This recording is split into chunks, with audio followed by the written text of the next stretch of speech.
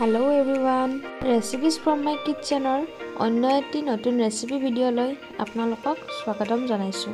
মোৰ পাকঘৰৰ পৰা আজি আপোনালোকৰ ওচৰলৈ ৰাজমাহৰ তৰকাৰীৰ এটা ৰেচিপি ভিডিঅ' লৈ আহিছো।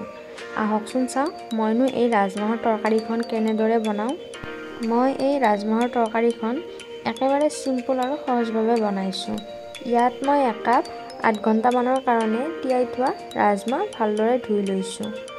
আৰু আনফালে 3টা বিলাহী মিক্সি গ্ৰাইণ্ডাৰত গ্ৰাইণ্ড কৰি লৈছো আৰু 2টা পিয়াজ সৰু সৰুকে কাটি লৈছো আৰু আনফালে মই আদা নহৰু পেষ্ট আৰু কেঁচা জলকীয়া লৈছো। এইবাৰ নেক্সট ষ্টেপটোলৈ আগবাঢ়িছো।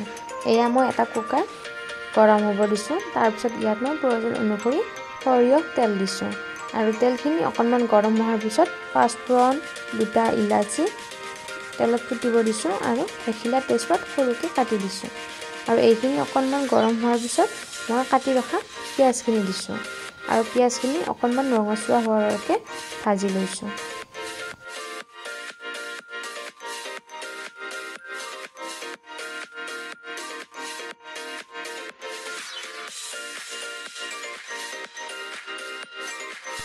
এই পিয়াজখিনি অকণমান ৰঙচুৱা হোৱাৰ পিছত ইয়াত মই পিচি ৰখা আদা নহৰু বটা আৰু কেঁচা জলকীয়া কেইটা দিছো আৰু এইখিনি কেঁচা গোন্ধ নোযোৱালৈকে ভালদৰে ভাজি লম।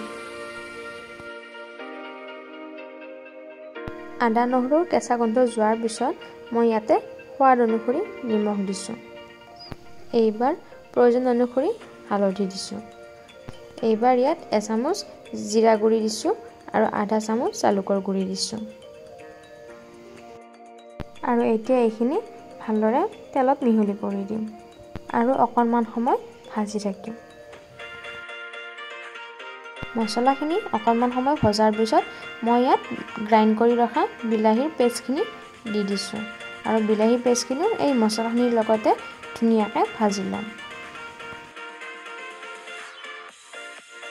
বিলাহীৰ পেষ্টখিনি অকণমান সময় ভজাৰ পিছত মই ইয়াতে কাশ্মীৰী মিৰ্চ দিছো।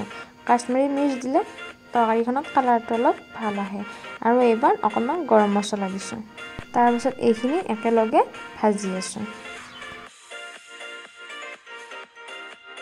এনেদৰে বিলাহীখিনি অকণমান সময় ভজাৰ পিছত মই ইয়াতে ধুই ৰখা ৰাজমাহখিনি দিম। ৰাজমাহখিনি দি লৈ মই এতিয়া বিলাহীখিনিৰ লগতে ৰাজমাহখিনিও ধুনীয়াকৈ ভাজি থাকিম। এনেদৰে অকণমান সময় ভজাৰ পিছত ৰাজমাহৰো কেঁচা গোন্ধটো গৈছে আৰু বিলাহীৰো পানীখিনি নাইকিয়া হৈ গৈছে। এতিয়া মই ইয়াতে প্ৰয়োজন অনুসৰি পানী দিম। ইয়াত মই কুহুমীয়া পানী ব্যৱহাৰ কৰিছো। ইয়াত বুলিয়ে নহয় সকলো তৰকাৰীতে যদি পানীখিনি অকণমান গৰম কৰি দিয়া হয় বা উতলোৱা পানী দিয়া হয় তেতিয়াহ'লে তৰকাৰীখনৰ সোৱাদটো ভাল হয়। পানীখিনি দি এইখিনি একেলগে অকণমান সময় লৰাই থাকিম।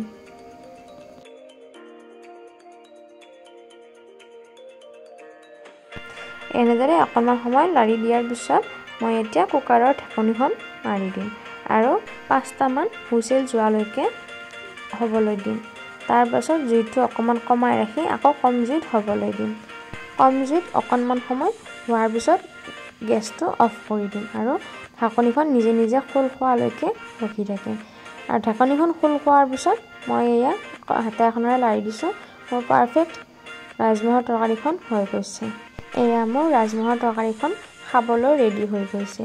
মই কিন্তু ৰাজমাহৰ তৰকাৰীখন ভাতৰ লগতহে খাম আৰু আপোনালোকে কিহৰ লগত খাবলৈ ভাল পাব, মানে ৰুটি পৰঠা পুৰি নে ভাতৰ লগত খাবলৈ ভাল পাব কমেণ্ট কৰি জনাব দেই। আৰু মোৰ আজিৰ এই ৰাজমাহৰ ৰেচিপি ভিডিঅ'টি চাই যদি ভাল পালে মোৰ চেনেলটি লাইক শ্বেয়াৰ আৰু ছাবস্ক্ৰাইব কৰি দিব আৰু মোৰ আজি এই ৰাজমাহৰ ৰেচিপি ভিডিঅ'টি চাই কেনে পালে কমেণ্ট কৰি জনাব দেই আৰু মোৰ চেনেলটি লাইক শ্বেয়াৰ আৰু ছাবস্ক্ৰাইব কৰি দিব। অন্য এটি ৰেচিপি ভিডিঅ' লৈ আপোনালোকৰ ওচৰলৈ অহাৰ আশাৰে আজিলৈ আহিছো। বাই।